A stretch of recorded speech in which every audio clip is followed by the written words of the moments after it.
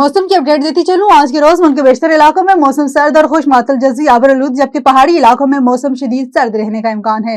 शाम और रात में गिलगित बल्तिस्तान, बलाई खैबर पख्तूनख्वा और शमाली बलोचिस्तान में चंद मकामात पर हल्की बारिश, हल्की बर्फबारी हो सकती है।